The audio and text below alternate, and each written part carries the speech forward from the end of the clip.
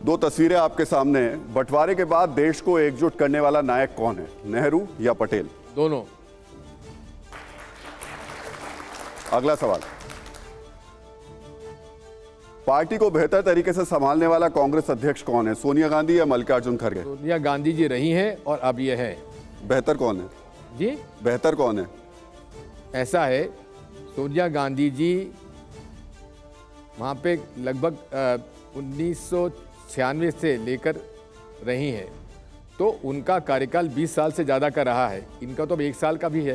तो इन्हें इसलिए मैं समझता हूँ खड़गे जी भी बहुत ही वरिष्ठ राजनेता हैं और उनका संघर्षशील जीवन रहा है, इसलिए उनके अनुभव और संघर्षशील जीवन की उनकी जो है उसमें हमें पूरा भरोसा है। वे दृढ़ता से अच्छे ढंग से हमारी अध्यक्षता करेंगे और उनके आने के बाद हमें सफलता भी, कुछ कई राज्यों में चुनाव हम लोग जीते हैं।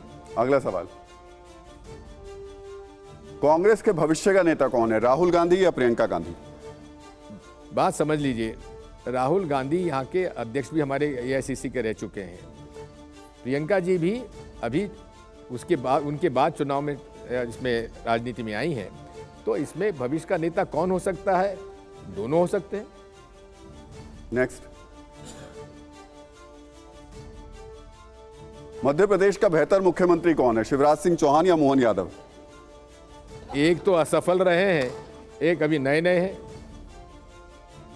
नेक्स्ट, इंडिया का संयोजक किसे होना चाहिए, नीतीश कुमार को, मल्लिकार्जुन खड़गे को या ममता बनर्जी को? जो इंडिया अलायंस तय कर ले। आपके हिसाब से? जो इंडिया अलायंस तय कर ले।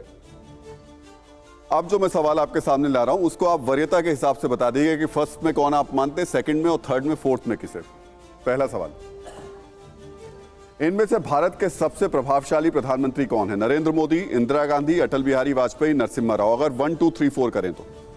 इंदिरा गांधी नंबर 1,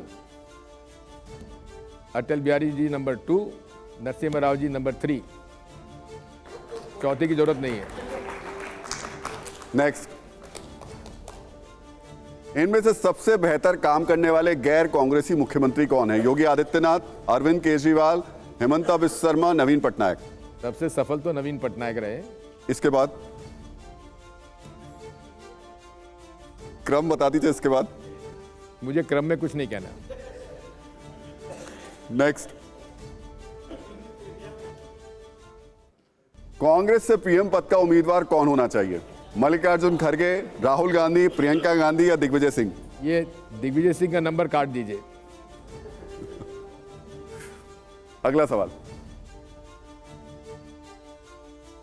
इनमें से हिंदू धर्म का सबसे प्रामाणिक चेहरा अभी कौन है, स्वामी रामदेव, बाबा बागेश्वर, मोहन भागवत या राम भद्राचार्य? कोई एक क्रम तो आप दें। अगला सवाल, विपक्ष का कौन सा नेता प्रधानमंत्री पद के ज्यादा योग्य है? अगर इसमें आप 1, 2, 3, 4 करें, राहुल गांधी, नीतीश कुमार, ममता बनर्जी और अरविंद केजरीवाल? हाइपोथेटिकल क्वेश्चन है, इसके बारे में कोई उत्तर नहीं दूंगा। पर फिर भी आप मानते तो होंगे कि यह व्यक्ति ज्यादा योग्य है। हाइपोथेटिकल क्वेश्चन का कोई उत्तर नहीं देता। चलिए जयशंकर जी। क्या पूछने बुला गया है? चलिए खत्म करिए। मुझे उम्मीद थी कि राहुल जी का नाम लेंगे दिग्विजय जी। नाराज मतलब सचमुच मुझे ये उम्मीद। बात यह है, मेरी मुसीबत यह कि मैं आपकी उम्मीदों पे खरा नहीं उतरता। नहीं, राहुल जी वाले पे होना चाहिए था, मेरी उम्मीदें तो। अरे एक चीज बताइए, आप लोगों का असेसमेंट इतना वे ऑफ द मार्क क्यों था मध्य प्रदेश में? आप लोगों का असेसमेंट इतना वे ऑफ मार्क क्यों था मध्य प्रदेश में? मध्य प्रदेश में अब देखिए, ये ईवीएम माता की कृपा हम पर नहीं है।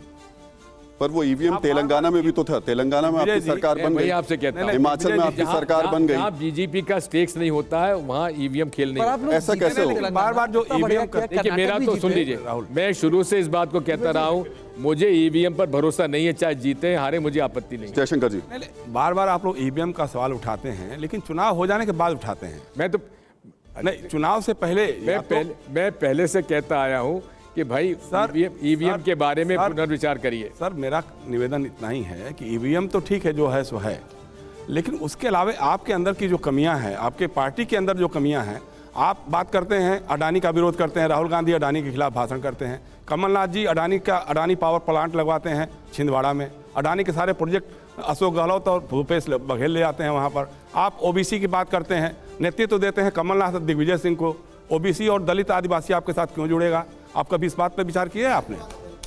आप पहली बात सुन लीजिए, जहाँ तक अडानी का ठेके देने की बात है, ये सारा कॉम्पिटिटिव बिडिंग से होता है, और कॉम्पिटिटिव बिडिंग में कोई अगर आता है तो हमको किसी को ये बात तो नरेंद्र मोदी भी कर सकते हैं, और भाजपा की सरकार भी कर सकती है। आप सुन लीजिए, जो कॉम्पिटिटिव बिडिंग के आधार पे होता है, अडानी जी का जहाँ तक सवाल है, जहाँ प्रधानमंत्री लॉबिंग करेंगे उनके लिए विदेशों में जाकर, तो कांग्रेस पार्टी के किसी नेता ने विदेशों में जाकर किसी एक कॉरपोरेट ग्रुप की लॉबिंग नहीं करी है, जिस तरह से मोदी जी ने अडानी जी के लिए की है। नंबर 1।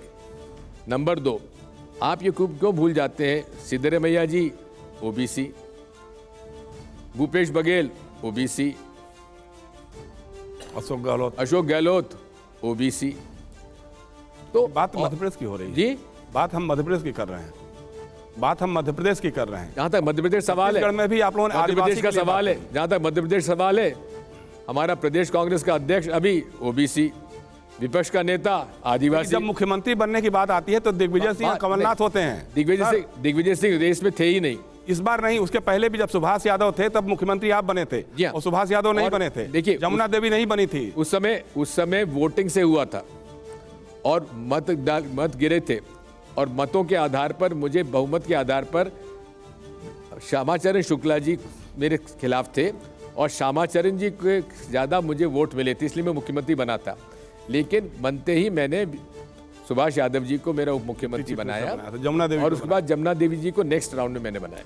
दिग्विजय जी, अब चलते चलते पहले प्यारेलाल कंवर जी को बनाया। वक्त समाप्त हो रहा है, लेकिन चलते चलते आखिरी सवाल आपसे यही है कि इस चुनाव में, 2024 के चुनाव में, क्या राम मंदिर सबसे बड़ा मुद्दा आपको दिखाई दे रहा है, और क्या जातिगत जनगणना जैसे मुद्दे आप जो लाने की कोशिश कर रहे हैं वो उसकी काट हो पाएगी? इस देश में 2024 के चुनाव के मुद्दे हैं बेरोजगारी, महंगाई, जिस प्रकार से आर्थिक जो खाई बढ़ती चली जा रही है लोगों में, अमीर गरीब की, जिस तरह से कर्जा बढ़ता जा रहा है देश पर, जिस तरह से काले धन की बढ़ोतरी होती चली जा रही है, बात इन मुद्दों पर होना चाहिए। जहाँ तक राम जी के मंदिर का है, राम जी का मंदिर जो है वो कोई चुनावी मुद्दा होना ही नहीं चाहिए। बस छोटा सा सवाल जल्दी से। दिग्विजय जी, मेरा कहना है, दिग्विजय जी, 3 दिसंबर को आपने तो कहा था ना महाराज दिग्विजय जी, कि आप ना खाऊंगा ना खाने दूंगा। नहीं भाई, मैं आ रहा हूं आपके पास में। जी जी, ना खाऊंगा ना खाने दूंगा, खूब खाओ और उसके बाद भाजपा में आ जाओ। सर पूछिए। दिग्विजय 3 दिसंबर, दिग्विजय सिंह जी, दिग्विजय 3 दिसंबर को मध्य प्रदेश का परिणाम आता है। चुनाव में हारने के बाद भी कमलनाथ इस्तीफा नहीं देते, बाद में पार्टी उन्हें जीतू पटवारी को अध्यक्ष बना देती है। मेरा यह कहना है कि अब जीतू पटवारी युवा प्रदेश अध्यक्ष बन गए, तो अब यह क्या माना जाए कि मध्य प्रदेश की राजनीति में कमलनाथ और दिग्विजय सिंह का युग खत्म हो रहा है, अब युवा नेतृत्व मध्य प्रदेश को देखेगा? वो नहीं चाहिए, ये तो प्रकृति का नियम है। मैं 38 साल की उम्र में प्रदेश कांग्रेस का अध्यक्ष बन गया था, 46 साल के अंदर मैं मुख्यमंत्री बन गया था, तो ये तो है ही अच्छी बात है। नई पीढ़ी को आना चाहिए, और उस समय राजीव गांधी जी ने हम लोगों के जनरेशन में कई लोगों को जो सबसे सफल हुए, राजशेखर रेड्डी हमारे साथ थे, अहमद पटेल हमारे साथ थे, ऑस्कर फर्नांडिस हमारे साथ थे, अशोक गहलोत हमारे साथ थे, भूपेंद्र सिंह हुड्डा हमारे साथ थे। ये 30 साल तक हम लोगों ने कांग्रेस पार्टी के अंदर आगे आने के हम लोग। दिग्विजय जी, बहुत बहुत शुक्रिया, बहुत बहुत धन्यवाद TV9 के इस कार्यक्रम में आने के लिए।